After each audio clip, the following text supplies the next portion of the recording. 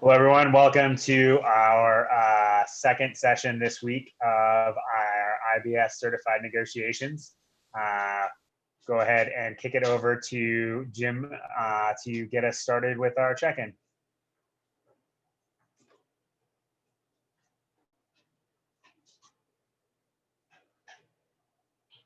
You're muted, Jim.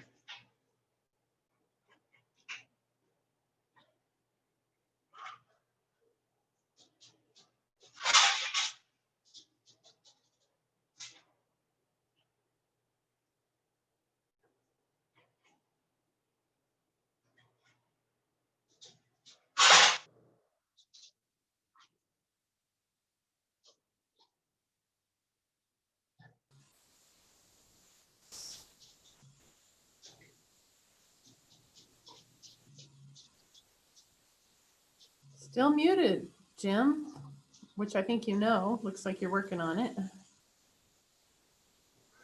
So I was on the line with Dennis. He's having trouble getting in, but let's go ahead and get started, and we'll see. He's having trouble with that link, so we'll see what happens. Okay, thank you. I can resend him the link just in case there was a problem with my copy paste job from yesterday. Hey, Dave, can you send it to Laura? It says she can't get in. It keeps asking for a password. Yep, I can do that as well. Yep, just give me one moment. He also has to make sure his Zoom is the most current version or it won't let him in. Okay. I'll put that in the email note as well. Thank you. Well, good morning, everyone. Let's get started with the check-in. Then after the check-in, we'll see if there's any additional story, interest, or options, and then see some similarities. Look quickly at similarities and differences in 3 straw designs. Do that quickly because you've already seen them. Then go back to the straw design teams fairly quickly now. So we'd like to start the check-in. Do you have a special question of the day? Oh, I do. Thank you very much. What is your favorite day of the week or month?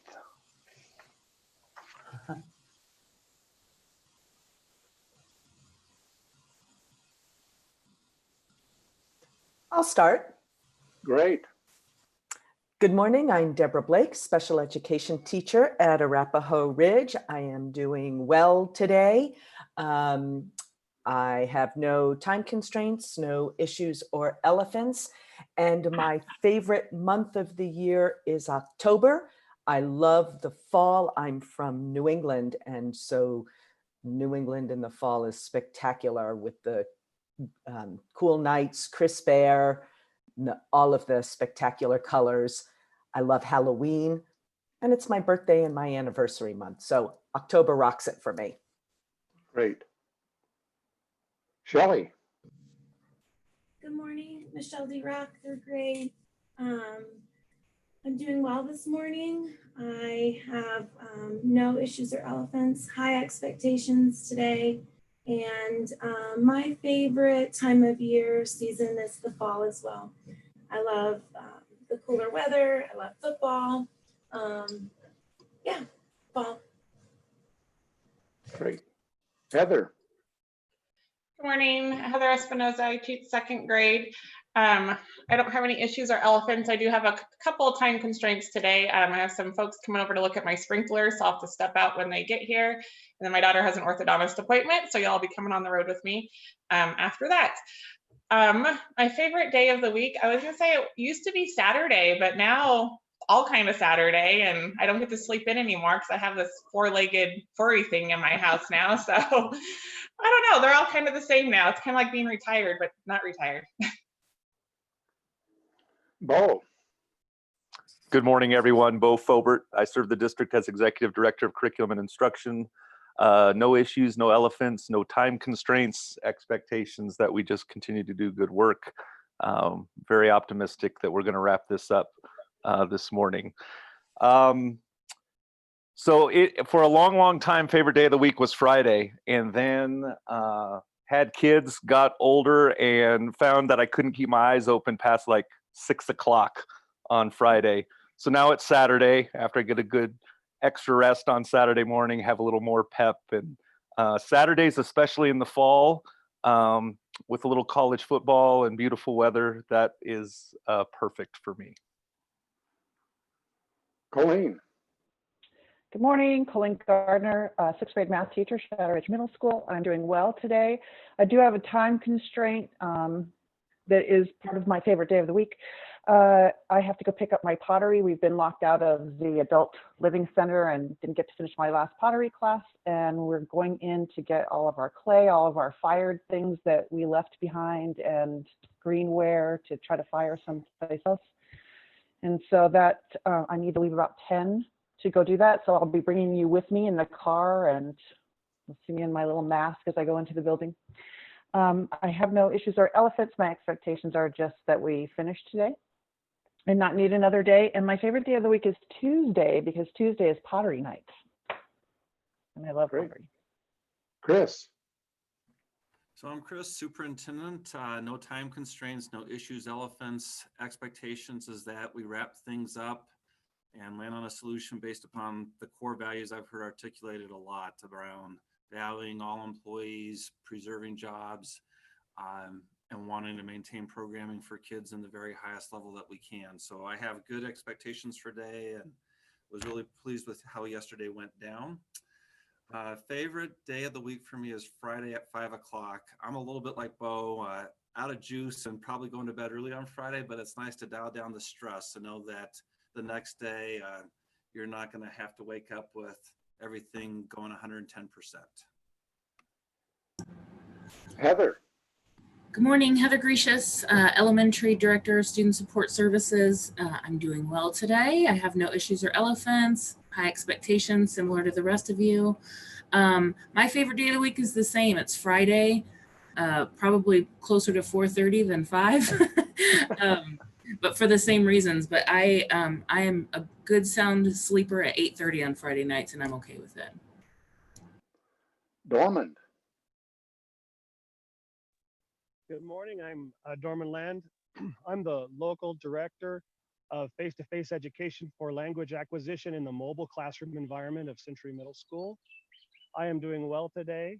No issues or I have expectations, no issues. I expect to get everything done, wrap it up. Favorite day of the week, month.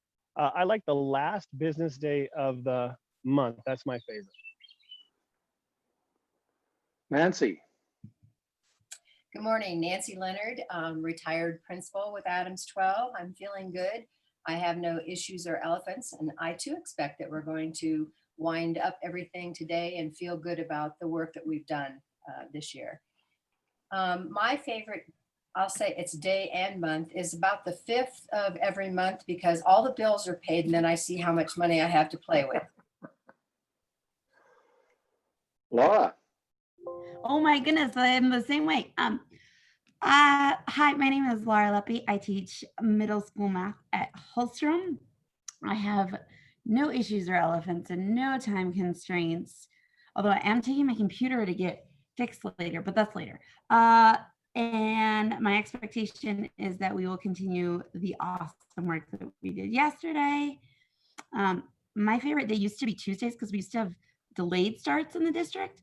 And so on Wednesday mornings when I would drive to work, when I taught high school, there were no kids in the parking lot, like trying to pull in and they're crazy driving. So I used to really like that. But my favorite month is July because, like Deborah said, my birthday's there, and July 4th is my favorite holiday because I love fireworks.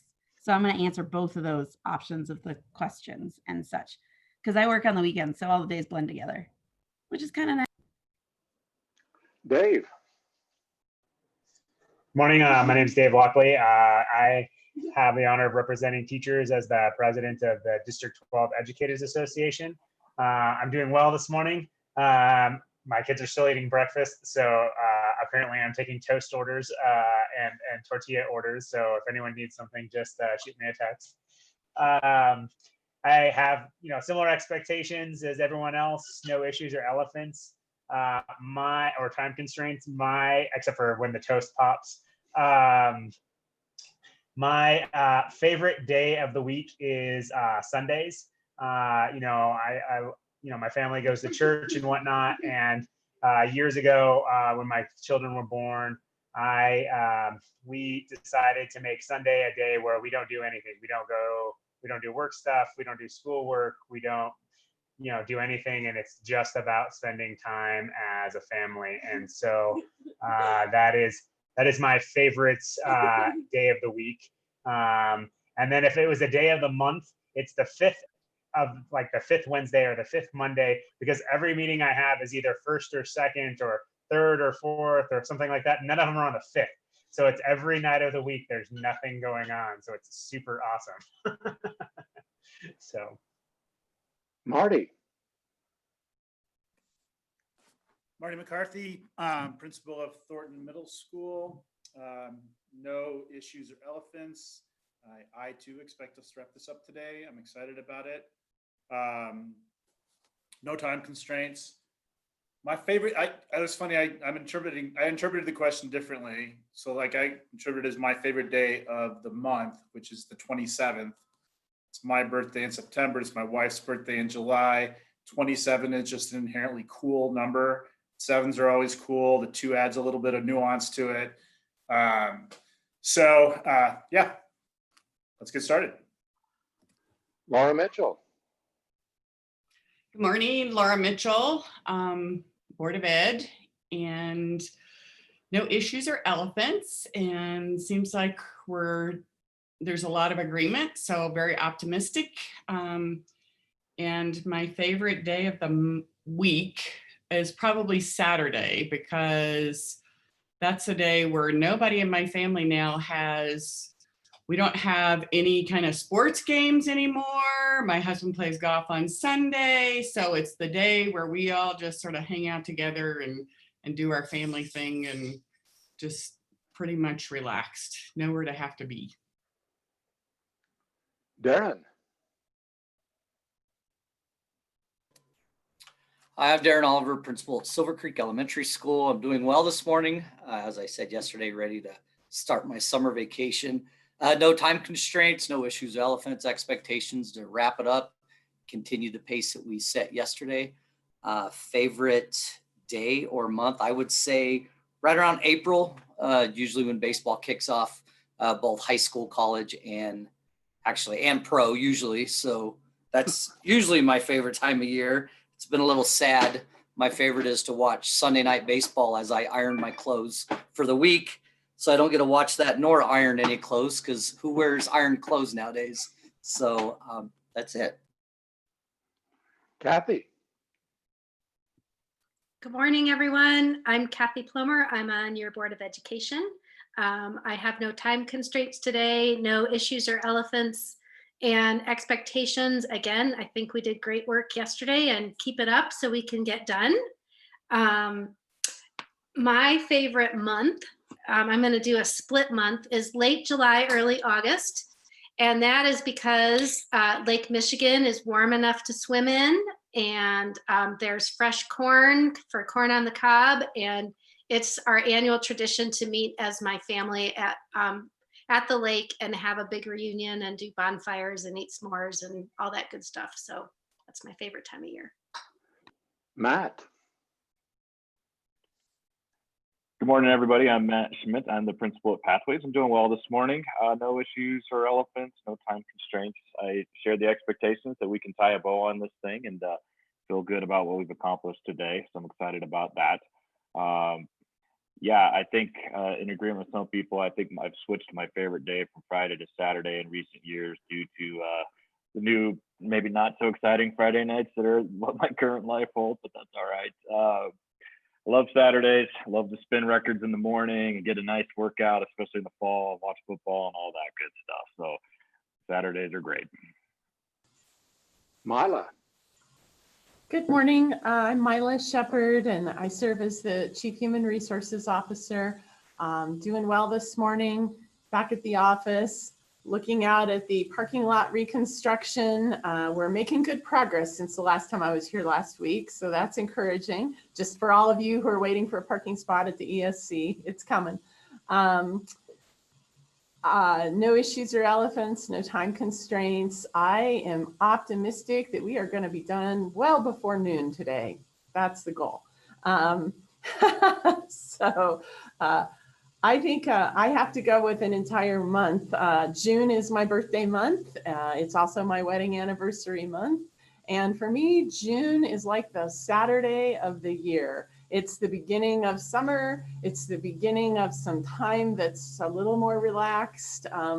As someone who's been in a K-12 system since I was 5 years old, June always feels like the beginning of a potentially great summer, you know. So just all that relaxed time and potential for fun things, kind of like a Saturday. So all month long. Anyway, good morning. It's great to see you all. Sandy. My birthday is in June also, Mila. Happy birthday. I'm Sandy Sorensen, Northglenn High School Science. I'm doing pretty good today. I'm excited. We're going to finish this up. I don't have any time constraints, no issues, elephants, expectations. Let's get her done. Favorite day or month? I can agree with almost everyone, what you've said, but I think what I've settled on is generally the last day of fun things. I mean, it's bittersweet in a way, but like the last day of school, for example, like we did all the work. We worked and did our best and, you know, hopefully turned a few kids around, and it's relaxed and it's high school, you know, we can joke around a little bit. What are you doing for the summer? It's been such a good school year, and I'll miss you guys. And I feel a little bit the same way about today.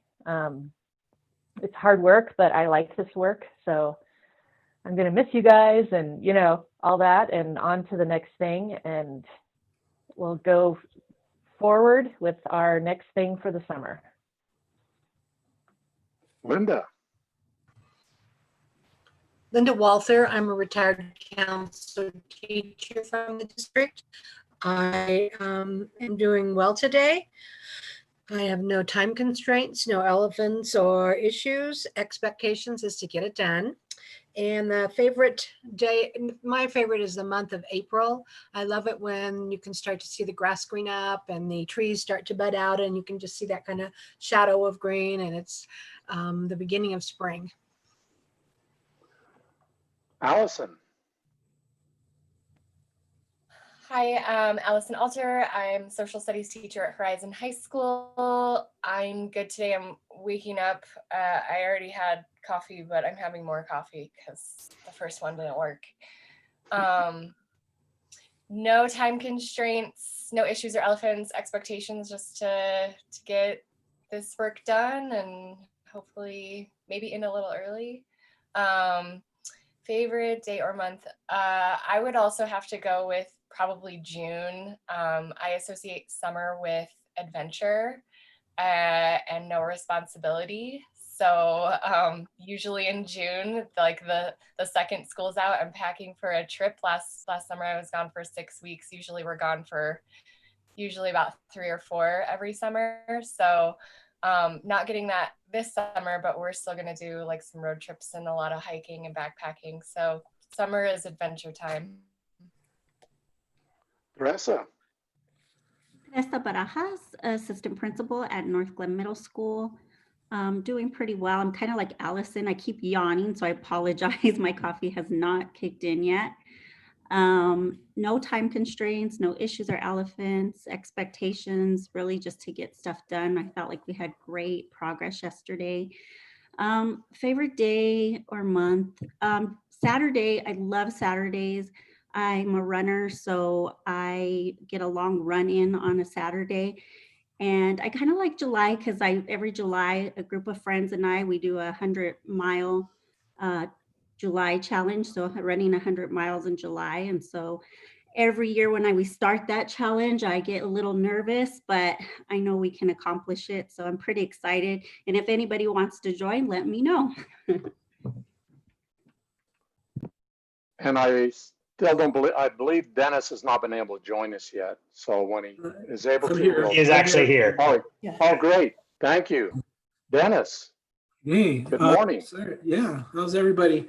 Sorry, when I went to that first link that I got from David. For whatever reason, I couldn't get in. So somebody sent me another one and now I'm here. So there looks like there's some people here that I didn't see last time I filled in for David here a few weeks ago. So I'm Dennis Carlson. I worked for CEA for many years. I retired. I was a teacher for many years. I retired from that. Now I facilitate. I've got about 5 districts I'm working with. And things are pretty busy right now. Usually most of the folks I'm working with are done now, but not so much this year. In fact, this afternoon, I have another one starting at noon. So I might have to, depending on how long you guys go, I might have to step out at 11:30 to get ready for that. So I'm doing fine today. I have no time constraints except for that one I just mentioned. No elephants, expectations. Sounds like you guys might be getting pretty close to being done here. And the question was your favorite day and year. Is that what the question was, Jim? Favorite day of the week or month? Favorite day of the week or month? Oh, well, I guess I like Fridays in October, my favorite. I just like when the weather cools off and all the trees and stuff have turned and starting to get a little bit of chill in the air. Great.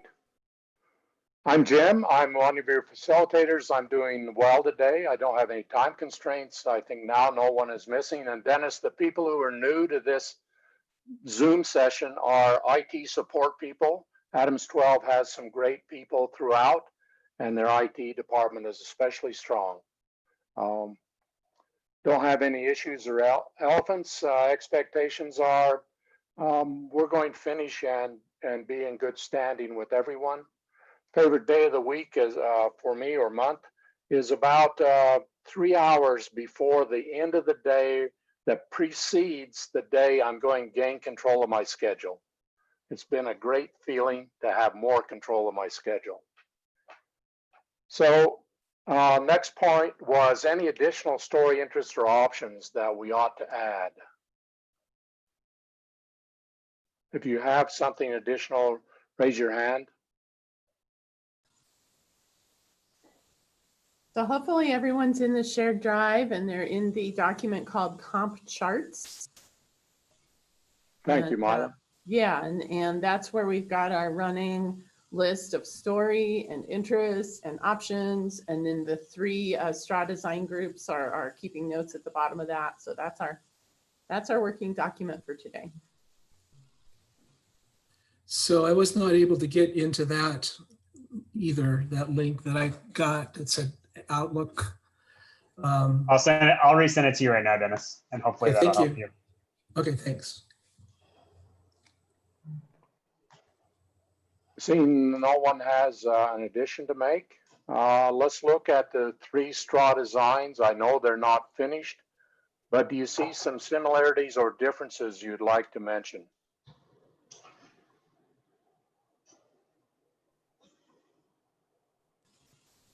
I've got my hand up. Sorry, I don't have one of the raise hand buttons. Sorry, you're right. Jim. I understand. Thank you. No problem.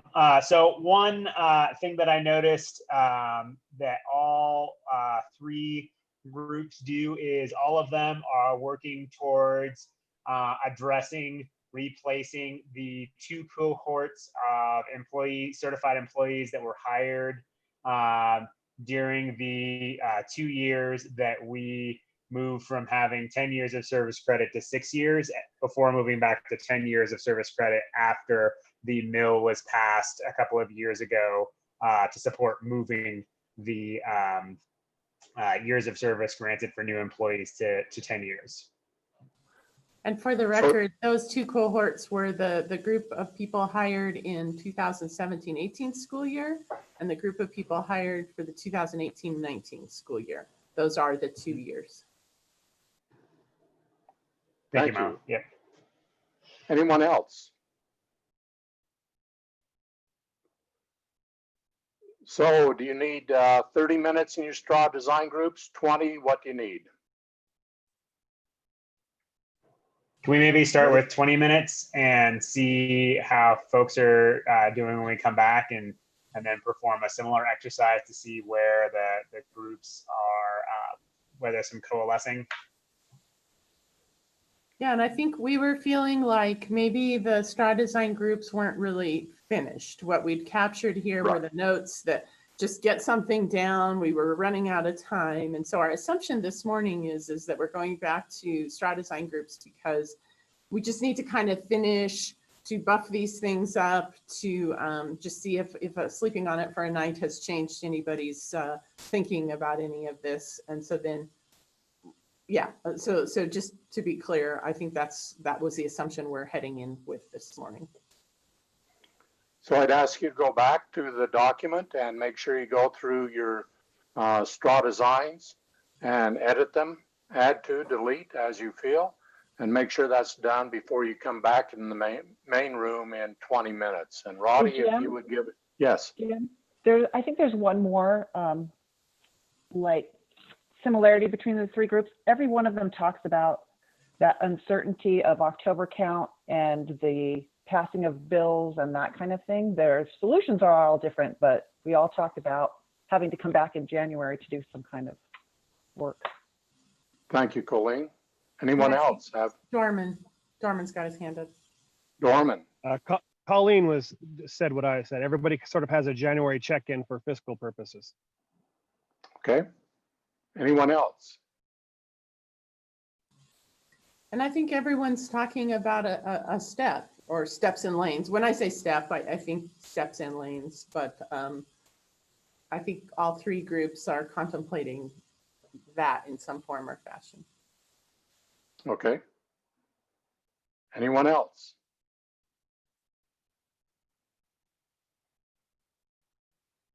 Ready to go to your straw design groups then? So Roddy, if you would bring us back in at 8:51 in 20 minutes.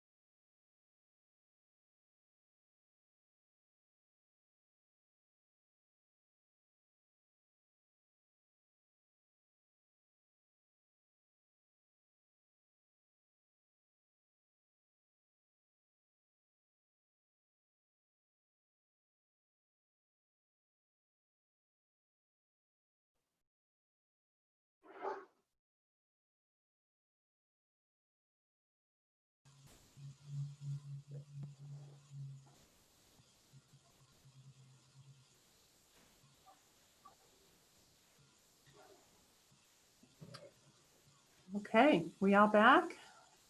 I think so. Looks like it. Jim, just FYI, I'm having some internet funkiness, so my camera will be off, but I will still be here in the meeting. Just FYI, just so you know. Just trying to save a little bandwidth. Okay, great.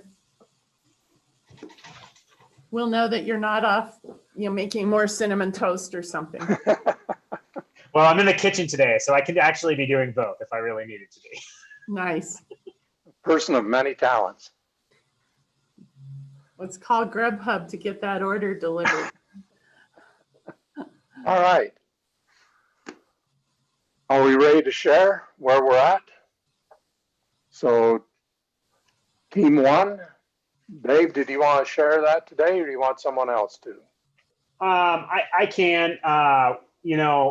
We did not get much further, although at the end we did come up with a new option that I wanted to add to the options list, but because of my internet trouble, I couldn't type on our documents.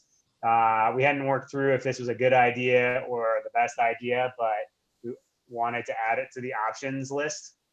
And so what we were discussing is talking about the steps and lanes going into effect with the cohorts taken care of in at the beginning of the school year, but putting in furlough days for existing staff members that could be in a January checkup meeting taken back if things like 271 got passed or the economic forecast was better, there was going to be no rescissions. And I use that term existing staff members, and this is the new piece, is that since we're talking about furloughs for steps, not furloughs potentially for positions, that that new hires would be brought in for an in-service day instead of a furlough day. And so let's say that, they all have to go through an ELL class. I'm just making something up. Bo can, I'm sure, could figure out something to do with them. But let's say they instead of a sub day, pulling teachers out of the classroom for a sub day or something like that for in-service for new hires, that they would come in on that furlough day and still receive their regular pay and benefits for that day.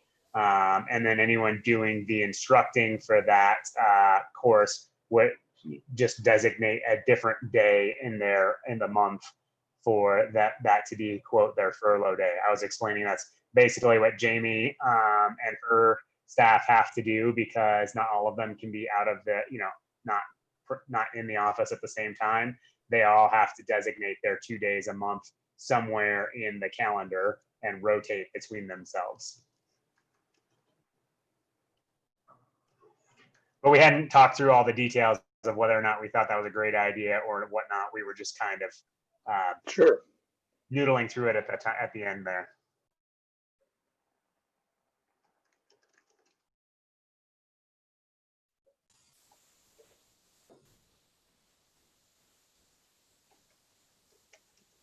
Okay, does anybody from my group want to talk? Come on. All right, I'll talk. So we still stand with our thinking about the comp, the two cohorts, the idea that bringing them, restoring their steps and doing that, with operating fund money that's withheld is what we believe should happen. We did sort of change the formatting a little bit just to make a sub bullet that we should look at the individual departments and schools' ability to withhold the 5%, like we talked about yesterday. We still think that, like SSS, and we're not sure that there's anybody else, that really couldn't take a 5% cut. But if all if that's really a tiny slice of the pie and everybody else is able to take the 5% cut, then yeah, we definitely think that restoration should go forward. We had a good conversation about the steps and lanes movement.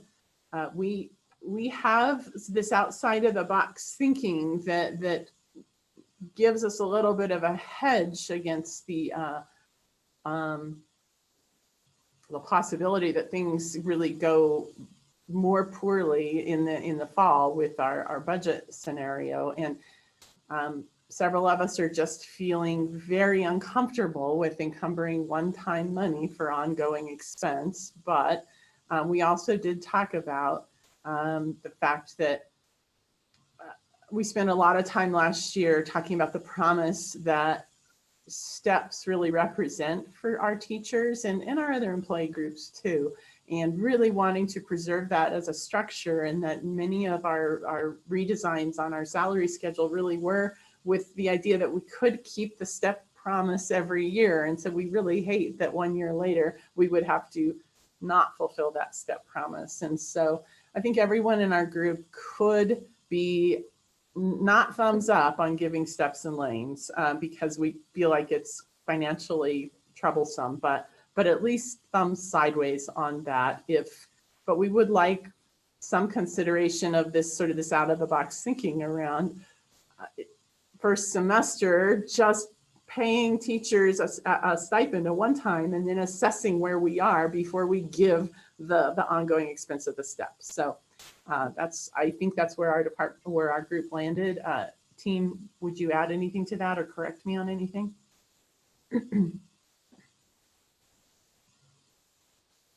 Okay, I see a couple of thumbs, so that's group 2. Marty, you have your hand up.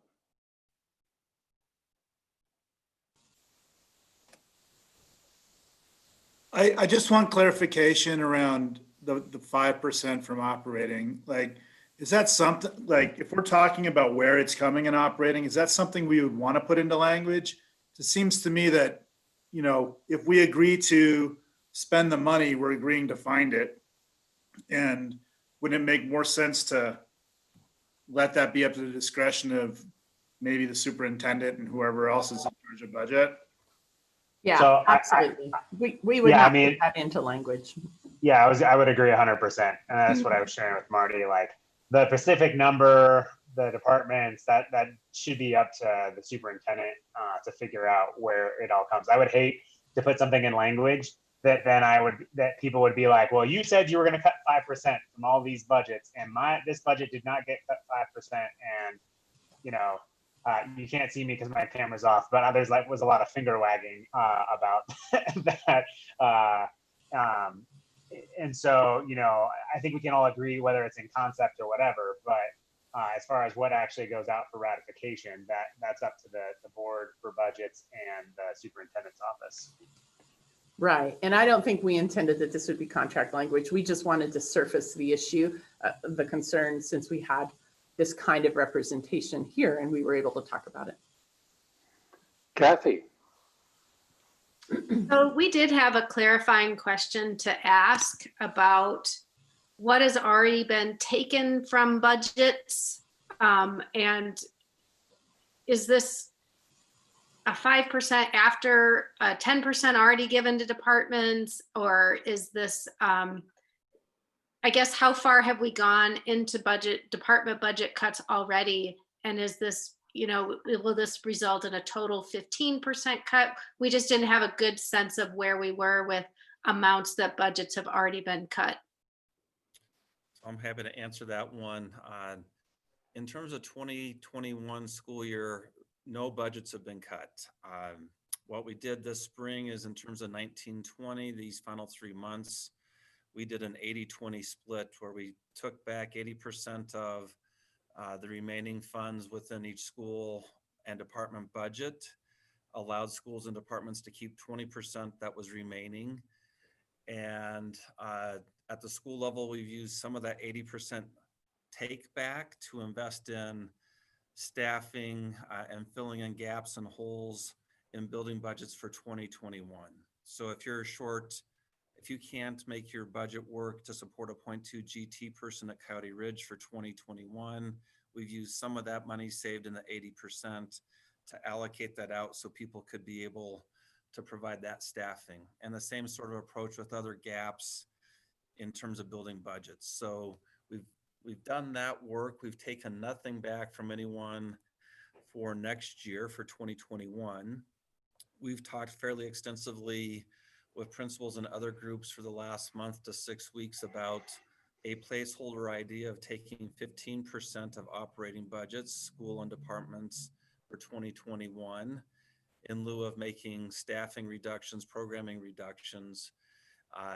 None of that's been implemented, and what I would foresee at this juncture is that we would do only the 5% operating budget reduction at schools and departments looking more macro, so Priscilla could determine if student support services isn't able to take a 5% cut, how to upsize that in some other places so that altogether learning services is contributing 5%. That's the way I would foresee it going. And in some ways, given the discussion of my group, I think principals feel like there's some benefit to that. If it's something that's more of a definitive ongoing amount as opposed to a 15% one-time reduction, there are some challenges in trying to figure out each year what's coming and going on one-time funds. This 5%, until we're at a much different financial place that I don't foresee for a while, would be an ongoing reduction. And our group believes, at least the principals on our team felt like that was something they could manage to with their teams. Any other questions? Team 3, Chris, you reported yesterday. I don't know if you're reporting today or not.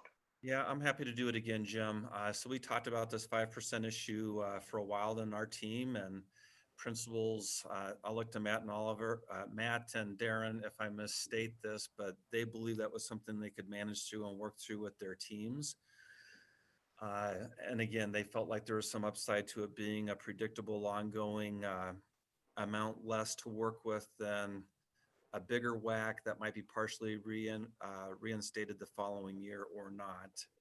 So we talked about that piece. There's interest about not setting student support services backward, and we talked about this concept of balancing across learning services with a 5% reduction. People felt good about that. A good bit of our discussion was around the 2 furlough day hedge. So I think group 2 has a hedge idea. We have a hedge idea too. It's just more in the form of furlough days that would be placeholders for us to discuss further in January. We talked a little bit about the math, and I've done some further calculations since we exited the call. So each furlough day would result in a $1.4 million savings. So for 2 furlough days, that would be a $2.8 million savings if we needed to implement them.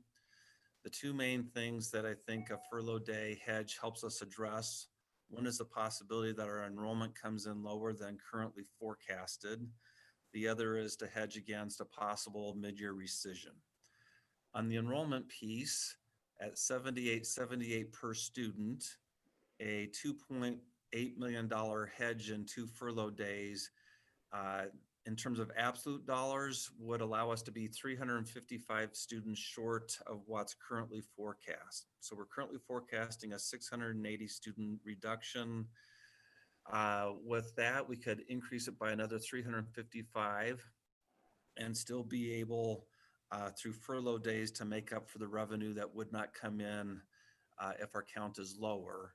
And I think, frankly, the 355 is not the real number, because as we'll all recall, we're in averaging right now.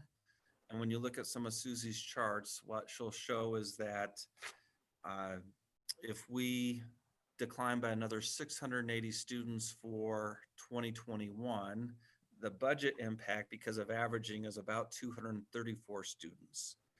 So when you look at that ratio and the benefits of averaging, if we were down by 355 students, I believe in terms of what that would mean in terms of dollars and cents in averaging, is that we could be down another 590 students, and that through averaging, we'd only hit the $2.8 million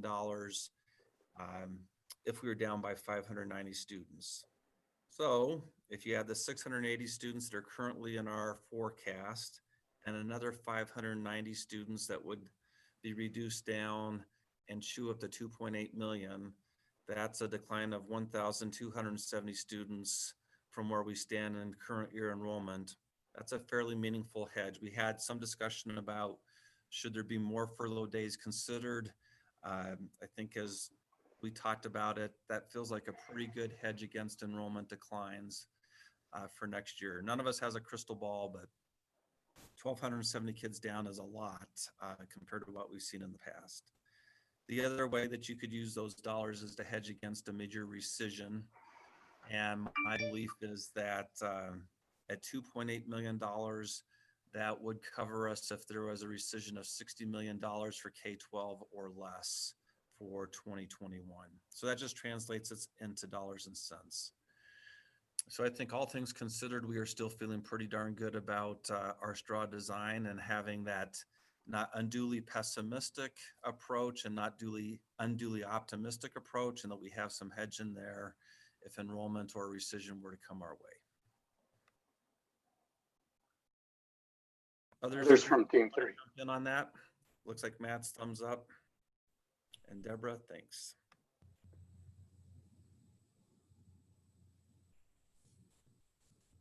Other questions from anyone? Dennis.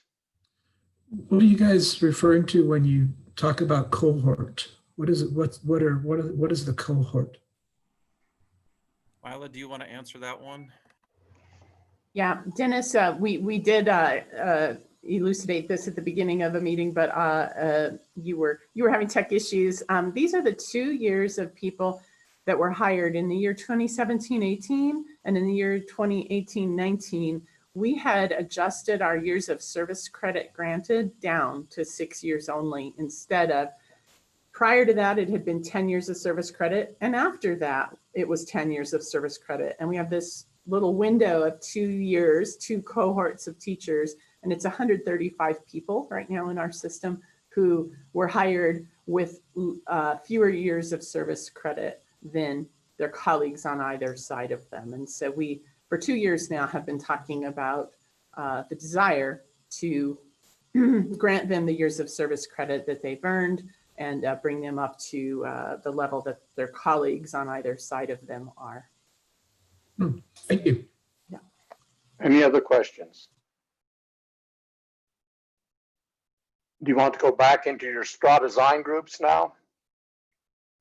And if so, how long do you need?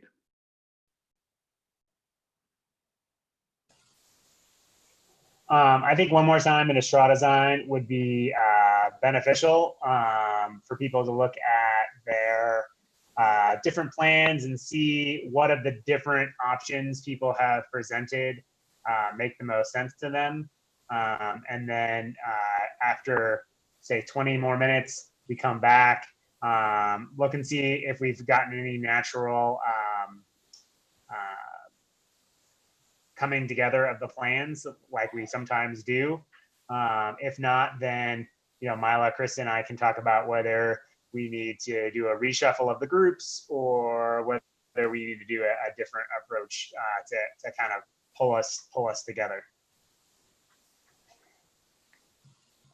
Okay. So 20 more minutes then in straw design groups, the same teams you've been using. Roddy, I have 9:11 now, so if you take us to a straw design group and let's bring us back at 9:31. Mila, does that sound good to you? I'm sorry, you got cut off there. No, that works. Okay.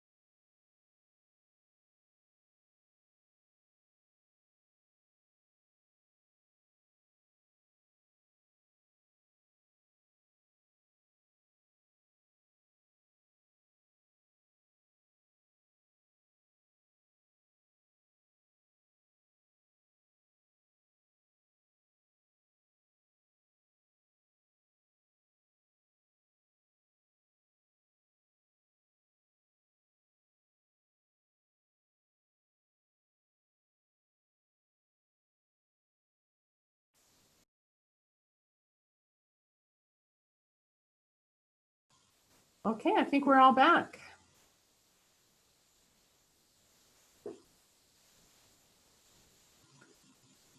I see Sandy typing.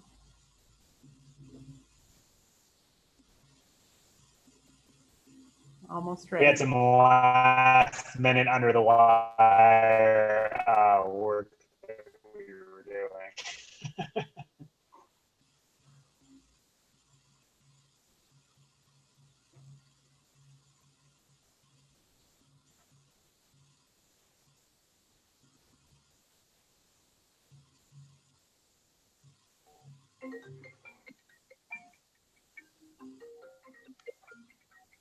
I'm done. Okay. Are we ready then? Yes, I think so. Who'd like to take us through group one? Sandy, would you mind taking it this time?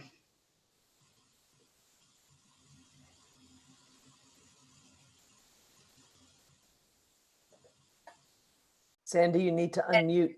Muted. You're muted. How, after all this time, do I still do that? After lots of heartfelt discussion about, mostly what we talked about this second time was the two cohorts of people, and we didn't want to hurt the new teachers.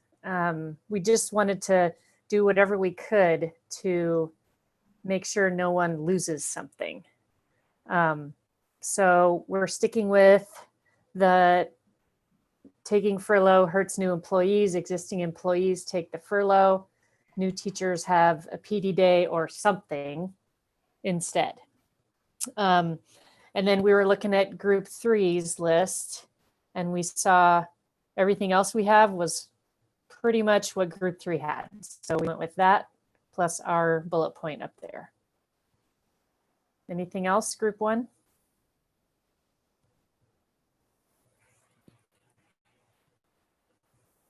Any questions for group one? Mila, group two? I'm going to ask my friend Bo to talk a little bit about the conversation we had about the PD days and newly hired employees. But in general, to summarize our work, we agreed with the plan that group three had put together, and you'll notice we just copied and pasted it. We can get behind that. Like we said before, some of us will be some sideways on that, but we think generally that that's the approach that makes sense for our group. But we do have some concerns about the PD day plan. And so let me let Bo talk to that. Yeah, I'm happy to dig into that. I guess I'd ask Jim, is now the right time to kind of comment on that piece, or do you want to hear from all the groups first? If there are questions, let's hear from them now, but let's save the critique until at the end when we've heard from everyone, please. Okay, sounds good. Others on group two? Group three? So Jim, we're going to delegate to Matt Schmidt a report out from our group this time. He made a comment at the end that feel free to share Matt along with just whatever else from our latest discussion. So just to kind of summarize, as you guys can tell, our straw design hasn't really changed all day. We do still feel that we've kind of found a pretty decent balance between not overly optimistic or pessimistic, and trying to, the two kind of big values or interests that we've had the whole time is figuring out how to put that two cohort groups on their correct placement as far as new entry, and then hopefully being able to grant steps based on the work we did last year to create a new salary schedule. So you can see that in this plan. So we spent the majority of our time kind of tossing around the idea that group one has brought up about the furlough days. And I'm sure some of our thoughts are probably similar to what I'm guessing Bo might talk about. I think the overall sentiment that I shared with our group as we were kind of finishing up was I'm a little afraid that we've almost muddied the waters with this idea on excluding certain people from the furlough days. In theory, it sounds great. I think, especially those teachers and counselors and all those folks that are on the lower end of the pay scale. They're newer into the business and their salaries are not great, as we all know. Definitely have a whole lot of empathy for people in that situation. So understand there is an interest in protecting those people as much as possible, and we all share that. But as far as then figuring out what that truly could look like and who it affects and who it doesn't affect starts to feel a little bit muddy at this point, and just a little bit of a fear if we're potentially overcomplicating it. But maybe there's a solution that we just haven't come up with yet.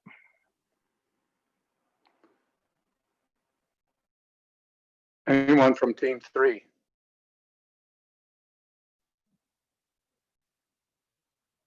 Any questions from anyone about or comments about team 1? Dave has a question. Dave. I think Matt brings up a really good point around intent of the furlough days and what we're talking about here with our plan. I think if the purpose of taking the furlough days was to hedge our bets, right? Then I don't have any personal heartburn around the everybody taking the furlough days plan as kind of listed out here. The part that I have heartburn for is I don't want the message to be that we're taking furlough days for steps and then having people who are less than who do not receive the benefit of that getting deducted the pay for it. I lived through the years of being told that the reason why we couldn't get increases and whatnot was because of the stipend for which I don't receive any benefit from. And that was painful and divisive inside of our system and not particularly helpful. If the furloughs really are for hedging our bets and and that's the messaging and that's what we agreed to talk through coming out of here, then that doesn't give me any heartburn. But if the conversation becomes different, that's where I start getting, heartburn. And if that's not, I'm kind of rambling a little bit, but I guess that's my comment on kind of our thinking. If this is for steps, then it's one thing. If it's for hedging our bets to make sure that our budgets are fine no matter what happens with the economy or the state, then I don't have that same kind of concern.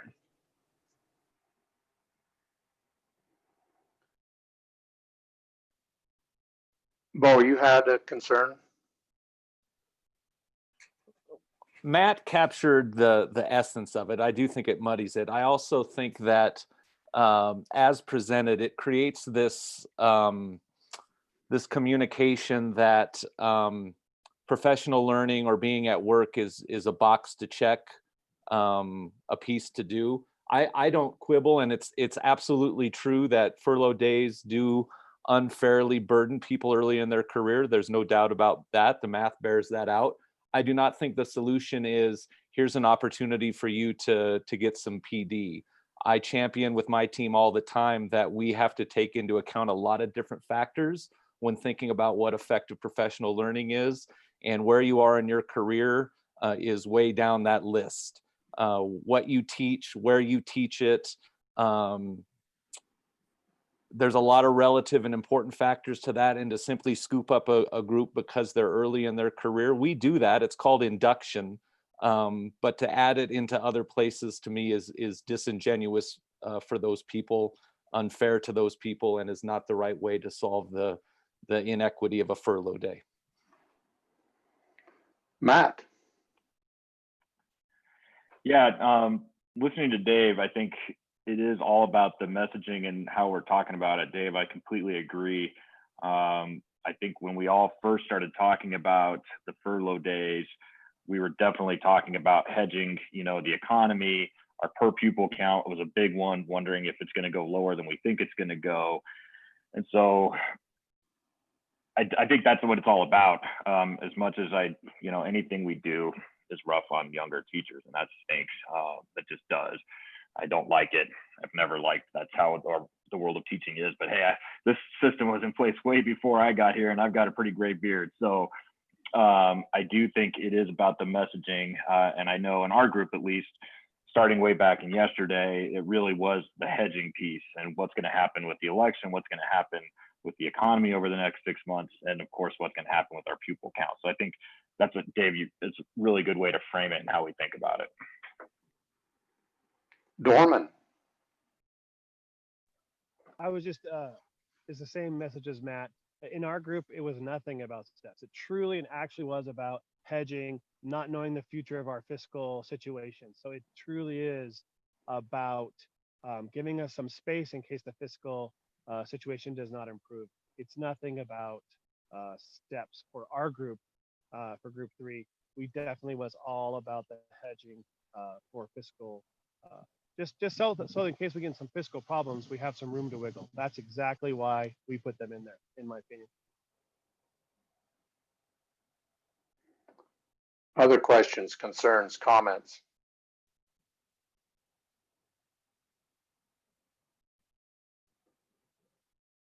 Where do you want to go from here?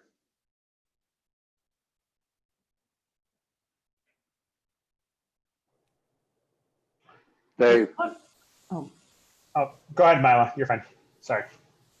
No, I was just going to say it really looks like we're very much in alignment. With the exception of the new employee furlough day thing, which I think we've talked through. Group 1, are you okay to withdraw that, or otherwise we'd be, I think, the same. We'd be in agreement. This has been my my beef or my thing, and so what I would say is, as long as our what's the phrase, legislative intent is very clear and our messaging is very clear that this is about hedging our bets and whatnot, then I don't have, as much as I don't like the idea, especially anybody getting in financial hardship because of something. What I said in our group was, if this is about workload, if it's about saving jobs, if it's about, all those other components, then a little bit of shared sacrifice is different, right? And that's what that hedging the bets because of budgets, it's to prevent from having to do RIFs and layoffs and taking opportunities away from kids. Then I don't have any issue with that. The only other piece I would just kind of throw in, not that it matters in the space, but it's not just when I was talking about new hires, those aren't just the baby teachers. Those are also people making, where it is a much bigger hit to them because we get with the veteran teachers coming in from our system, we've kind of tended up as well. So it's not just baby teachers, just as a clarification, right? Just not that it matters at this point, but I do think if we are going to go this direction, that there is a little bit of language that needs to be written around the triggers and a decision about where that's going to lay in the contract and physically writing that component. So if we are in agreement that this is the general direction, maybe Dave's not here, Jim and Dennis do a temperature check for if we're going in the right direction. And then we do some writing on a side group, give everyone a break, and then come back to present some potential language of what that could look like, is what I feel like might be the next step. Mila, what do you think? I agree. Let's go that way. We'll do a temperature check. So let me see your thumbs. If forming a writing group, essentially around straw design group 3s, but there's some language in there that needs to be structured. So let me see your thumbs, and Dennis, if you'd help me see where we're at.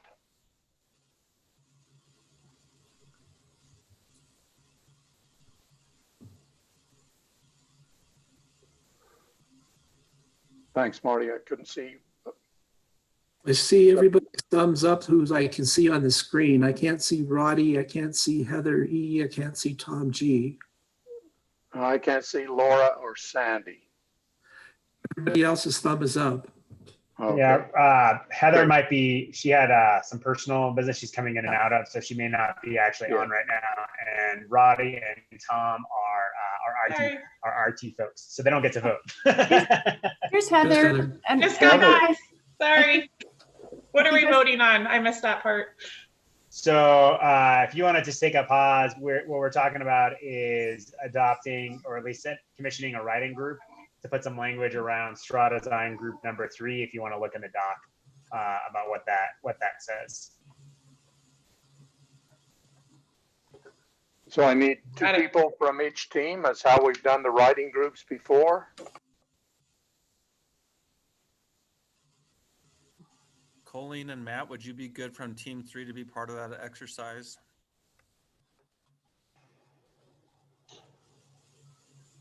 And then I nominate myself and maybe Marty McCarthy for group 1. And I That's nominate, okay, Marty. I nominate myself and Laura and Allison. Rock, paper, scissors. Which one of you wants to join?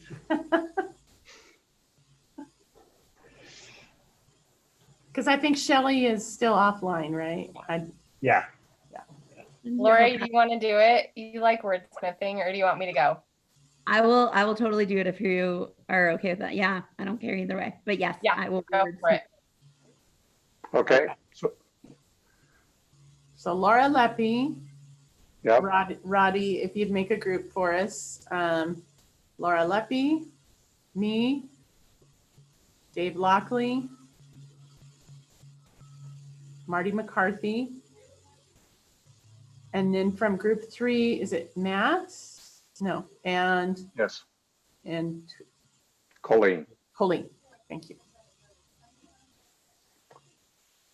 So writing group, how long do you want to write? Well, I'd like to give ourselves a break as well. Thank you. Right. Yes. So if we could go, maybe put the screen up and then put us in a group until 10:15. I know it's a little bit longer than normal, but I think the people in the writing group deserve a little bit of a break as well. Give us until 10:15 to come back with something. Does that sound good, Mila, Jim? Yeah. Yeah. Yeah. Okay, so Roddy, do you have the names? I'm going to confirm Colleen, David Lockley, Laura Leppi, Martin McCarthy, Mila Shepard, and Nancy Leonard. Not Nancy Leonard, Matt Schmidt. Right. All right, that change has been made. The writing group, come back as soon as you're able. Take a quick break. And for the rest of us, we'll be back at 10:15.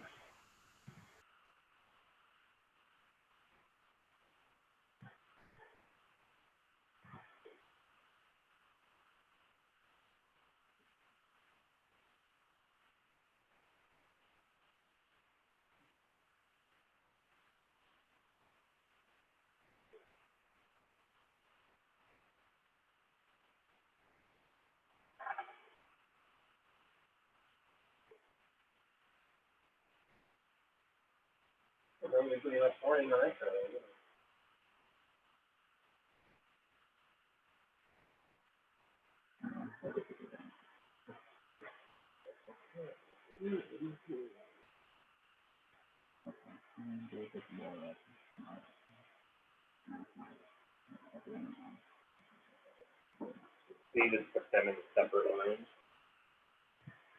That way, if they do come back and talk over that.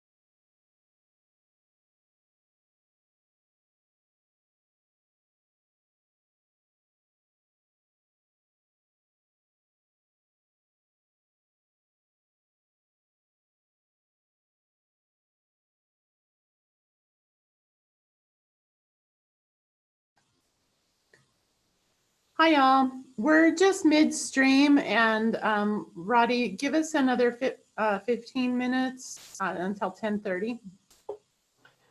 If you want to take a sneak peek at what we're working on, we are adding all the information that we're writing up on the same comp chart document.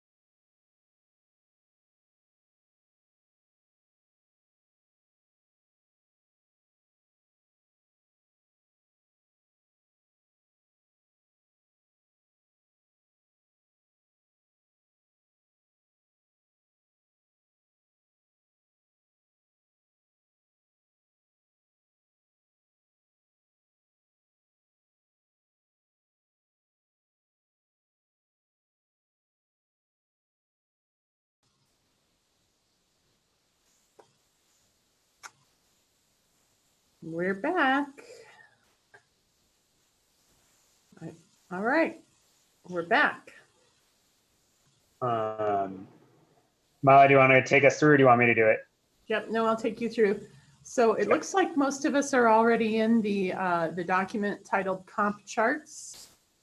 And if you aren't there, go ahead and navigate to that, to the very bottom underneath the straw design groups. You've got proposed language.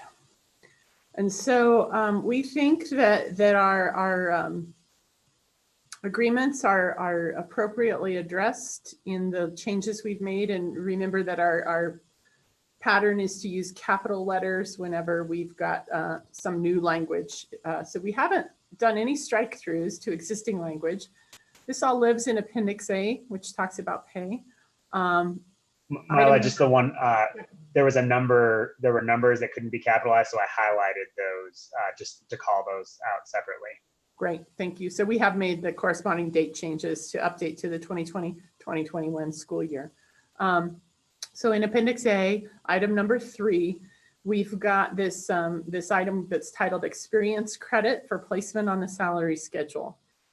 And if you read through the existing language, you'll see that the yellow highlight, we did change the date 2021.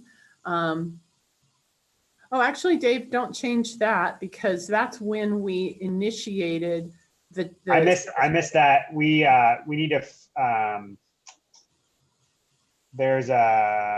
need to, there's one other salary change that I just got the wrong spot of. I'll find that where we have to say that we're granting the step credit. I changed the wrong one. I'll fix that. Okay. So we always keep legacy language that tracks when we made a change. And so this will remain 2019-20 because that's the year we reverted to the 10 years of service credit that's described in the subsequent sentences. Does that make sense? So we go on to describe how we give up to 10 years of service credit for experience, and we describe what that service credit looks like. And then so after that paragraph, we think we should put in a new paragraph that says certified educators hired in the 2017-18 and 2018-19 school years shall be granted experience credit as described above, effective August 1st, 2020. So we didn't want anybody but thinking that it would be retroactively paid because it won't be. It'll be effective August 1st of 2020, our new contract year. And it very carefully describes just those 2 cohorts of employees. And we think this is the right place for it. And then the next paragraph is just the existing language, just to kind of show you where it's sandwiched in the article. So are there any questions or comments about that? Is it August 1st? Allison? I'm sorry. It's okay. Laura, you can ask your question. Go ahead. August 1st is the date, our newly aligned first day of the new certified contract. So yeah, thank you, Laura. I guess this is just a clarification. So if people were hired in 2017-18 and they should have gotten 10 years credit, so that will put them at year 12, or are they going to year 10? No, so what happened is in October-ish of this year, I sent out, HR department sent out a query to all of these people saying, tell us what experience credit you had. And this is how I came up with the amount of money that it's going to cost. And so everybody sent us employment verifications. And so we in HR have people's information. And so for example, if they came in on step 7, they had more than 6 years worth of credit. Let's say they had a full 10 years of previous credit, but we capped them at 6 and placed them on step 7. So now we would go ahead and give them the full up to 4 years, to fill that gap and move them up. So if they started at step 7, they've been with us for a couple of years, they're now on step 9, but they should have been, originally placed on step 11, and they've been with us for a couple of years, they should be on step 13. That's the kind of shifting that's going to happen. Does that make sense? Yeah, sorry, it just wasn't, I guess, clear to me, but if it's clear to the people doing the implementing, then that, yeah, it just seemed like they could get to 10, but really we would push them past that if they've been here and they were supposed to be getting 10 years. Yeah, because that whole section is about granting a previous experience, not about experience since they've been in our system. Okay. So that's what that whole section is about, previous experience, not here in 12. Yeah. So some people only had 1 year or 2 years or 3 or up to 4 that didn't get counted. So there's a varying amount of adjusting, but we will count previous experience up to 10. So then I didn't bother to copy the rest of that article. We just got some dots there, just showing that that article goes on, but this is the relevant language. I got the right highlights this time. I fixed it. Okay, thank you. So then when we talk about the furlough days, we believe that that most appropriately fits here still in Appendix A. It's section 10, having to do with the salary schedule. And so we've changed this date to 2021. And we do say that salaries shall be as published. And we had previously defined what the base salary is. And all newly hired teachers shall be paid at step 1. And then for the 2020-21 school year, so that's highlighted again, there shall be vertical movement. So that's language we use every year when there's going to be a step. So we don't have to make that uppercase or revise that in any way. But that tells us we're going to get the step. And then the new language starts after that sentence. For the 2020-21 school year, there may be up to 2 furlough days during second semester. If furlough days occur, then the certified educator salaries shall be reduced accordingly. The dates of such furlough days and the manner that the salary amount will be withheld shall be determined collaboratively by the IBS, by the district and association during the January 2021 meeting of the IBS negotiations team. And that language is similar to what we did the last time that we did furloughs in 10-11. 11-12. Thanks to 11-12. Thank you. Cindy pulled up the old contracts for us and gave us that language from the last time we did it. And then we just chose to make this a new paragraph. This used to be attached to that first paragraph A, but the effective August 10th of 2017, when we initiated the new salary schedules for our SSP folks, we just pulled that out into a separate paragraph to signify a new thought. Sandy, you have a question? Just a grammar thing. It's in the all caps under salary schedule. It says, if furlough days occur, then the if then statements, back me up, Dorman, got to have a comma after occur. Okay. Good. Thank you. Grammar Patrol, thank you. That's Little more a hypothesis. scientist than a grammar person. See, there you go. So I have a question. In number 10, what does 83% of BAO mean? Oh, that's BA0. That's the notation we use on our salary schedule, meaning you have a bachelor's degree and no more coursework. It's not a BA 20 or a BA 40. It's a BA 0. And the BA 0 is the base salary, right? That's right. That's what instead of designating it throughout the contracts, it refers to just base 0. So this declares BA 0 step 1 as base salary, or 83% of it is base salary for things that calculate based on base salary. Yeah. And that was the work we did last year to come up with a definition and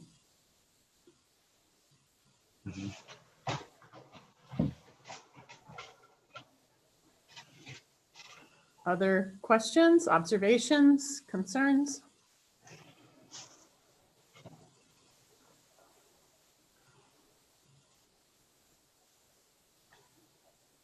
Do you think this is clear to folks that would be reading it? Clear as mud, right? We will have to write it up in paragraph form, like narrative for the shared communication and as well as the change document. So that gives us a little bit chance to be a little bit more clear and directive in those communications as well.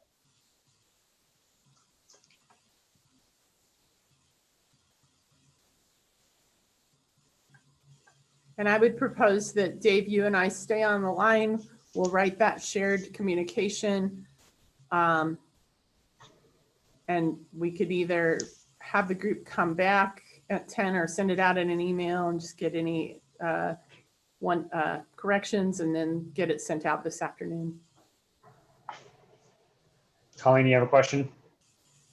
I noticed yesterday that when we talked about the 2 paycheck correction thing, that there was no communication that came out yesterday, and we had mentioned that it would come out. Do we know when that will come out as well? Yeah, I have that all ready to go. Part of that's my fault. I didn't see the email come through looking for my feedback on it until late in the afternoon, evening. So that's partially my fault. I just didn't see it come through. I didn't have it and then until late, and then we started this first thing this morning, so I just haven't had a chance to send it. But I just didn't know if it was going to be in our communication or a separate piece or who it was coming from, so that's why I was asking. Well, yes, I do think that it will be in our communication, but as we also talked about yesterday, we think that the audience for these IBS communications is somewhat narrower than people who will be affected by payroll. And so I am going to go ahead and send it to the district management news account, which is, office managers and certified and classified folks too, because I want to be sure that anybody can see it, not just if you're reading IBS communications.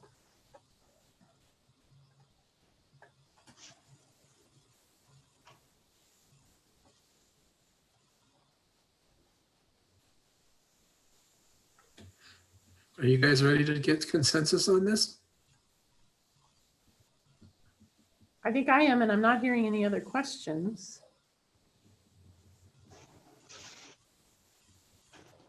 If you have another We're question. ready to go. Yep. No, I think Marty's voting. He's ready to go. All right, let's see your thumbs.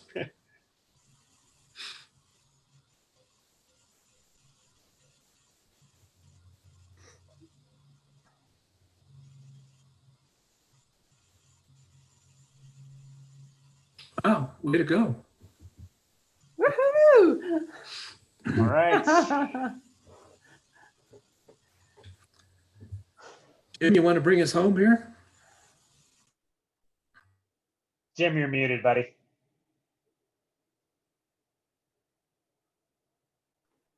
Is there anything else we need to do before we do a checkout? So you're going to write this up early then? August dates for new meetings. Dave, could you give us like 5 minutes to not have IBS on our calendar? All right. All right. I'll give you till late August. Okay. Yeah, no, I think the only other thing would be just we're going to write the shared communication. And if you, Dave, what do you think? Let's just do that in the next half hour or so and just email it to everybody. And if you just give us an immediate feedback, we'll go ahead and get that published. Is that working for everybody? I don't think you have to stay online to approve that. I don't. Anybody else? Yeah, I think it's worked well in the past, how you've done it. Yeah, okay. Where does this go from there? From here, where does this go? Oh yeah, What do let's we talk need? about ratification timelines, Dave.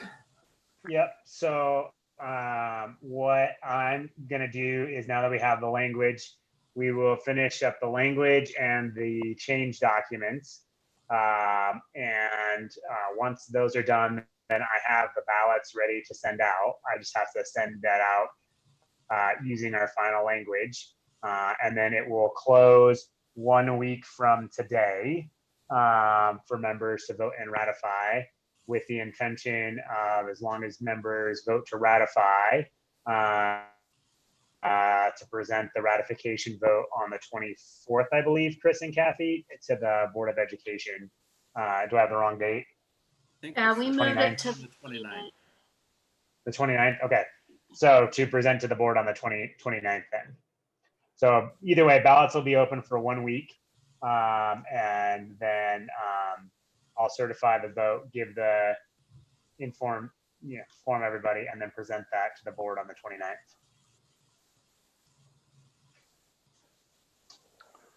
Any questions about that?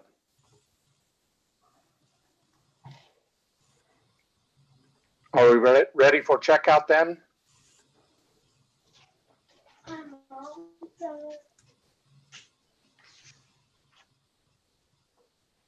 Heather Gracious, would you start us on a checkout? Sure thing. Nice work, everyone. Appreciate all of the time and energy we've put into this. So nice work. Dorman. Good job, everyone. It was a pleasure working with you this year. It's a good team, excellent team. Nancy. I agree, Dorman. It is a great team. And I think we did amazing work considering how we had to do it this year. Laura. I second, third, fourth that. You guys are all awesome. I hope that you all have a wonderful, relaxing summer. When we're back in person, Dorm and I will miss your backgrounds. I'm glad that I got to see your faces, even if it was remotely, and you guys are awesome. It makes me really proud to be part of this team. So thank you so much. Dave. I just have to say, I'm just proud. That's proud of everybody. Marty. I'm just impressed by the group, and first time through was a great experience. I appreciate everybody welcoming me here and letting me be part of the process. Laura Mitchell. I just want to say that it was a really great experience, my first year. I really appreciate the dialogue and the process and learning more about how our systems work and getting into detail. Appreciate everybody helping us new people try to follow the rules of engagement. And I really do, it was fabulous. It's pretty intimidating, I'll tell you, coming in here to this group, because it's a really rock star group that's got a lot of experience. So when you walk in and you're inexperienced like me, but I really did appreciate the year. Darren. I would second what Lockley said. It's, very proud of this district. I'm an alum and continue to work in this district, and my children go to this district. So it makes me proud that there's people in the room right now, virtually, that do what's best for kids and for its employees. Kathy. Just thankful for a group that you can have really good conversations about really hard subjects and be honest with. And I would say our work here is done. I'm very glad we honored our teachers with a step, and that we're helping teachers who joined us, during our more lean years. But I'm hoping that we all can carry forward our commitment to make sure in the fall we do everything we can to make sure that we don't have to make tough decisions in January. So just hoping we all keep on board with doing what we can at the ballot box to make sure we get the best outcome. So thank you, everyone. I appreciate all your work and dedication, and I'm glad to be part of this group. Matt. I appreciate everybody putting in your time and holding on tight during a challenging situation and some good marathon Zoom meetings. We tackled a lot this year and put a lot of things together on some complicated issues going back to plan time and all that good stuff. So well done, team. Hope you guys get some rest and enjoy yourselves. Marla. I too feel really proud and really grateful for the trust that this group has. It's certainly not a given or even the norm across our state and our nation that districts and associations work together as amicably and as we do, which is not to say we don't have disagreements and issues, but this is a really great process that this group has grown and evolved over time, and it let us enter into like the most difficult year, and really we did very well, and our relationships are preserved, and we've done the right thing, I think, for our system and our children. So I feel proud, I feel grateful, and I wish you guys a really restful, wonderful rest of your summer. Sandy. I'm just so grateful for this team. So many of the districts in the state have such contentious relationships and get into caucus, and just argue, even though some are not supposed to be positional, they get positional. And I really think we're an anomaly in the state as far as bargaining goes. CEA gets really annoyed with me, I think, because I always tell them, like, we're lucky. We have really great, respectful discussions, and usually about the same interests. So I'm just so grateful for all of you. I'm so proud to be part of this team. I was hearing from teachers from my building who were watching and just that they were really excited about our discussions. They enjoyed listening to it. So thank you all for watching out for our teachers and just being awesome. My former district, Moffat County, their school board and admin just made the announcement that they are refusing any more collective bargaining. So I'm just grateful all the time that you guys sit with us and we all have great discussion. Thank you. Linda. One more in the books. Hooray! Great team, great job. Allison.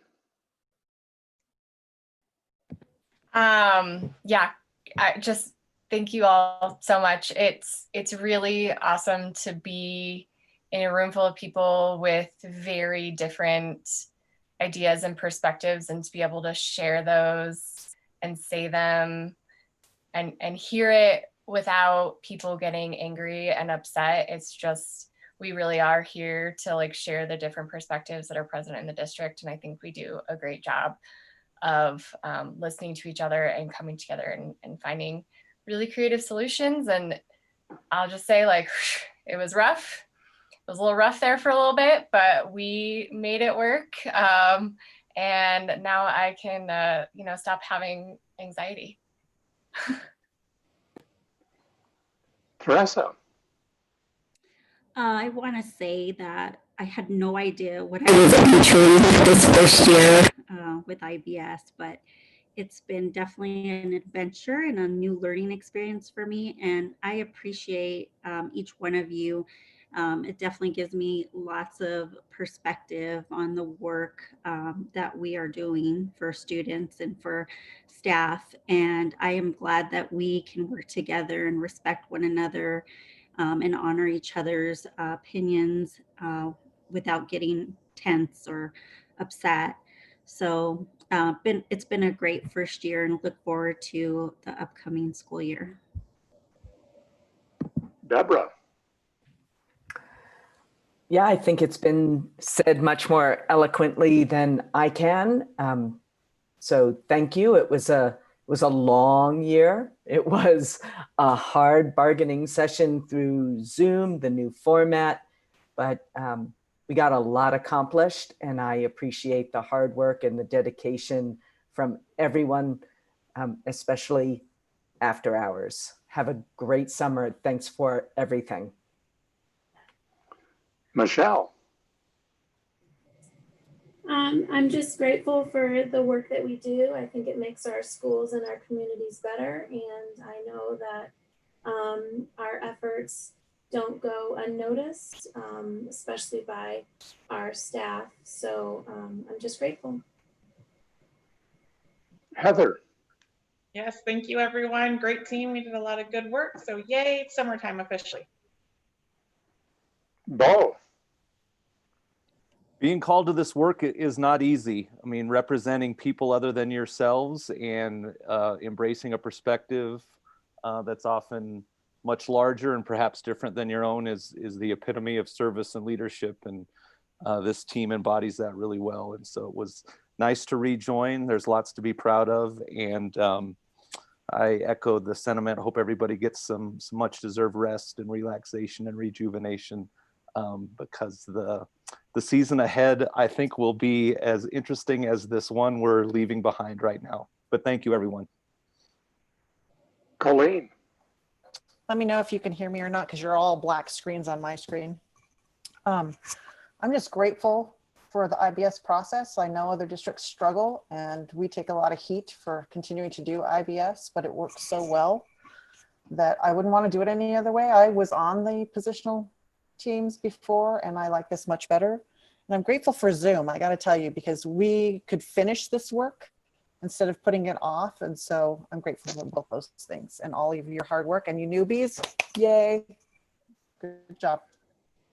Dennis. Dennis, are you ready? Yeah. You Sorry. missed Chris. No, I haven't missed him. We're saving the best for last. One of the coolest things for a facilitator to see is when you ask the last question and everybody's thumb is up. That's pretty cool. You know, I really appreciate Jim. I have worked with him for a while, but I can see now why I like working with him. He's so methodical and he's so calm. And I think that rubs off on what's happening with you guys too. I have a couple of locals that are really struggling. And I wish they could watch this so they could see how this really is supposed to work. This time and the last time I was with you guys, I didn't hear one word. I didn't hear anything that could cause any kind of an elephant. You're all so professional and you all care about each other, and that's really cool. And I have worked with Moffat County and I understand what Sandy's saying. And I'm really sad to hear what's going on up there. So anyway, thanks. I didn't do a lot of facilitating, but I learned a lot, and I hope things go well for you in the future. Thanks, Jim. Dennis, thanks for joining us. My thanks also goes out to Dave Mussetter. He's done a great job through the years and continues to work well and work hard for districts. I'm especially appreciative of those districts that are struggling. And it appears to me that that's somewhere around 15,000 in the United States. This is a tough time, and it's a time filled with anxiety. So I'm glad to see that we were able to work through some difficulties, although I'm quite convinced that the anxiety will still be there. It's a horrendous task to open up school now. So I appreciate your work. To Mila and Dave, thank you for all you did to make this possible. You went above and beyond to make this work together. And lastly, I'd like to thank Chris for the outstanding job of leadership that he did, his flexible thinking, and his willing to risk. So thank you all very much. It's been a great pleasure working with you. Does Chris need to check out? He does, and that would be after I'm finished, and I am finished now. Okay. So Chris, it's your turn. Bring us home. Yeah, thank you, Jim. So a first thought is my gratitude to the team. The way, as Jim talks about the 15,000 school districts in the country, in my old experience working with quite a few in Colorado, what I often saw was it was the board's job and the superintendent's job to think about the whole system and all the constituents, whether it's school A or school B or elementary, middle, and high, the various employee groups, and everyone else was out for themselves and for their identified stakeholder groups. So if I'm a teacher, I care only about my perspective about what's going to benefit me. If I'm an elementary principal, my job is to crusade for elementary schools, sometimes to the exclusion of other parts of the system. And what I've consistently seen with this team but probably no stronger than this year, is that I'm a part of a group of colleagues that are all thinking about the entire system. It's not just for Kathy, Laura, and I to think about the whole system perspective, that all of the members of this team are very much invested in thinking about the greater good and how this is going to serve all of the stakeholders of Adams 12 well. So I'm grateful to you all for that. For me, often one of the proudest moments is to listen to the dialogue, whether it's full group or in a small group, and to imagine myself as a stranger to the entire team and listening in without faces and titles and names. And could I identify who's a member of the board versus administration versus a teacher? And the test, I think, would come out with a result this year again, especially around compensation, that no one would be able to tell who is expressing an interest or part of the story or an option or a solution based upon teacher, administrator, board member. I think we all spoke honestly in a non-positional way, and that always feels tremendous. It tells me not only does the process work, but the people who are part of the team are approaching it with the right spirit. And then finally, I'm just grateful of the process because I think we've emerged with a solution around compensation that's more creative and more of a tweener than the folks who typically engage in this work from a traditional standpoint. Finding this solution around steps and possible furlough days, I don't think would be a possibility, or it would be harder to achieve in a traditional bargaining environment. And I feel like that in-between approach is really balanced and is going to serve us well. So I'm grateful to be a member of this team with you all. I learn a lot each year from you, and I just tremendously appreciate the work you do on behalf of our entire system. All right. Thanks, everyone. Be safe. Stay well. Thank you all. Take care. Thank you. Thank you, guys. Have a good summer. Thank Have an you. awesome summer. Summer. Thanks, Enjoy. everyone.